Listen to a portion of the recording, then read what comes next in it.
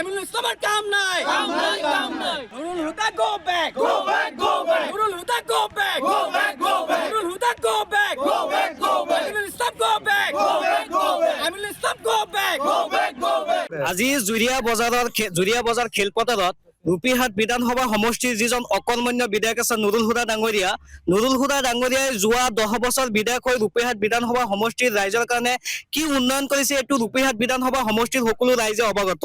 ৰূপীহাট বিধানসভা সমষ্টিৰ অকলমান্য বিধায়ক অৰ্থাৎ তেওঁ হৈছে চাউল চোৰ আৰু তেখেতৰ পুতেক হৈছে তেল চোৰ।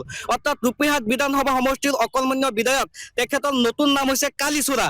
এই কালিচোৰাক প্ৰত্যাহ্বান জনাইছো, আপুনি 10 বছৰত কি উন্নয়ন কৰিছে এই উন্নয়ন লৈ ৰাইজৰ আগত দাঙি ধৰক।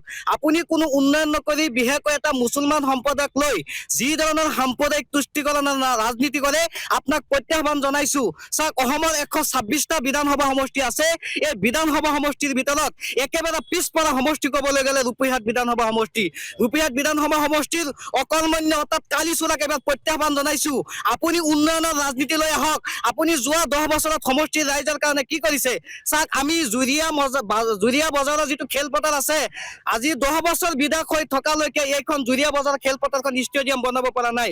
গতিকে তেনেকুৱা অকলমান্য বিধায়ক ৰূপীহাট বিধানসভা সমষ্টিৰ সমূহ ৰাইজক আহ্বান জনাম, আপোনালোকে তেনেকুৱা সাম্প্ৰদায়িক নেতাক আপোনালোকে বহিষ্কাৰ কৰক। বিশেষকৈ ৰূপীহাট বিধানসভা সমষ্টিৰ যিজন বিধায়ক তেখেত চামাগুৰিৰ বাসিন্দা। গতিকে এইবাৰ আগন্তুক বিধানসভা নিৰ্বাচনত 2026ত চামাগুৰিক দলিয়াই দিয়া হ'ব। আৰু বিশেষকৈ AIUDFৰ যিজন বিধায়ক আছে আমিনুল ইছলাম, তেখেতেও 15 বছৰ বিধায়ক হৈছিল। তেখেতে এতিয়া এটা সাম্প্ৰদায়িক ৰাজনীতিকৰণ কৰি আছে যে জেল খাটিছে, মুছলমান সম্প্ৰদায়ৰ কাৰণে জেল খাটা নাই, পাকিস্তানৰ সন্ত্ৰাসবাদীক তেওঁ সমৰ্থন কৰি জেল খাটিছে। গতিকে তেনেকুৱা দুৰন্দৰ নেতাক আমি প্ৰত্যাহ্বান জনাইছো, আপোনালোকে যদি ৰাজনীতি কৰিব বিচাৰিছে তেতিয়াহ'লে উন্নয়ন লৈ ৰাজনীতি কৰক। এনেকুৱা সাম্প্ৰদায়িক বিলালে আমি যুৱ সমাজে আপোনালোকক এয়া ৰূপীহাট বিধানসভা সমষ্টিৰ পৰা প্ৰত্যাখ্যান জনাম। আজি আমি জুৰিয়া খেলপথাৰত আমি সকলো যুৱক আমি ইয়াত উপস্থিত হৈছো। যোৱা 10টা বছৰত আমাৰ যি কংগ্ৰেছৰ বিধায়ক আছিলে নুৰুল হুদা ডাঙৰীয়া, তেখেতৰ নেতৃত্বত ৰূপীহাট সমষ্টিত কোনো কামেই হোৱা নাই। গতিকে আমি সকলো ৰাইজ আমি এবাৰ ওলাই আহিম। আমি তেখেতে যি ধৰ্মীয় আৱেগ সৃষ্টি কৰিব বিচাৰি আছে, এইবাৰ আমি সেইটো আমি হ'বলৈ নিদিওঁ। তেখেতে ৰূপীহাট সমষ্টিত প্ৰত্যেকবাৰেই ধৰ্মীয় আৱেগ সৃষ্টি কৰি পেলাই সাম্প্ৰদায়িকতাৰ বীজ ৰোপণ কৰি পেলাই তেখেতে গাদী দখল কৰিব বিচাৰে, তেখেতে নিজে বিধায়ক হ'ব বিচাৰে। কিন্তু ৰূপীহাট সমষ্টিৰ দুগ্ধ হোৱাৰ কথা তেখেতে একবাৰো ভাবা নাই। গতিকে আমি এইবাৰ সকলো যুৱচাম আমি ওলাই আহিছো, তেখেতক আমি প্ৰত্যাখ্যান কৰিম। আমি অনাগত দিনত তেখেতৰ যি আমাক ইয়াত শোষণ কৰিছে সেই শোষণৰ পৰা আমি এবাৰ পৰিত্ৰাণ বিচাৰিছো। আমাৰ এইবাৰ ৰূপীহাট সমষ্টিৰ পৰিৱৰ্তন লাগে।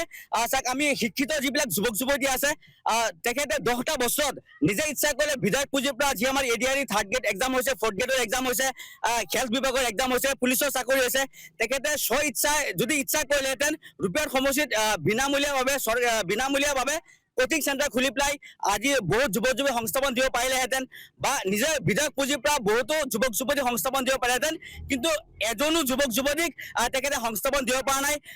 যিবিলাক যুৱক ক্ৰীড়াপ্ৰেমী যুৱকসকল আছে, যুৱতীসকল আছে, 10টা বছৰত ৰূপীহাট সমষ্টিৰ এখন ষ্টেডিয়াম তেখেতে বনাই দিব পৰা নাই, ৰাস্তা ঘাটৰ উন্নয়নৰ কোনো কাম কৰিব পৰা নাই। গতিকে আমি এইবাৰ নুৰুল হুদাই এতিয়া যোৱা 10টা বছৰত, যোৱা 5 বছৰত তেখেতে ৰাইজৰ কোনো খবৰ লোৱা নাই। এতিয়া ঘৰে ঘৰে বিচাৰে কাৰ ঘৰত বেমাৰী আছে, সেই বেমাৰী চাব যায়। যোৱা 4টা বছৰত নুৰুল হুদা ডাঙৰীয়া আপুনি ক'ত আছিলে, আপুনি উত্তৰ দিব লাগে। এতিয়া আপুনি বেমাৰী বিচাৰি পেলাই ঘৰে ঘৰে গৈ আছে। যোৱা 4টা বছৰত আপুনি ক'ত আছিলে? আৰু এতিয়া আমাৰ ৰূপীহাট সমষ্টিত AIUDFৰ আমিনুল ইছলাম ডাঙৰীয়াই সোমাই আছে। যোৱা 15টা বছৰ তেখেত দিং সমষ্টিৰ বিধায়ক হৈছিলে। যোৱা 15টা বছৰ দিং সমষ্টিক ৰহাতলৈ লৈ গৈছে, কোনো কামেই খোৱা নাই। এতিয়া ৰূপীহাট সমষ্টিত আহিছে। কংগ্ৰেছ আৰু AIUDF এটা মুদ্ৰাৰ ইপিঠি সিপিঠি, দুইটা দলৰ কোনো কাম নাই। দুইটা দলে কেৱল সংখ্যালঘু মুছলমানক লৈ পেলাই ৰাজনীতি কৰিছে, ভোট বেংকৰ ৰাজনীতি কৰিছে আৰু আমাক ফুটবলৰ নিচিনা ভাবি লৈছে।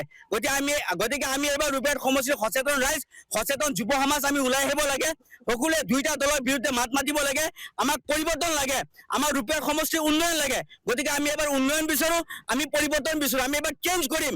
AIUDF আৰু কংগ্ৰেছ আমি এবাৰ প্ৰত্যাখ্যান কৰিম।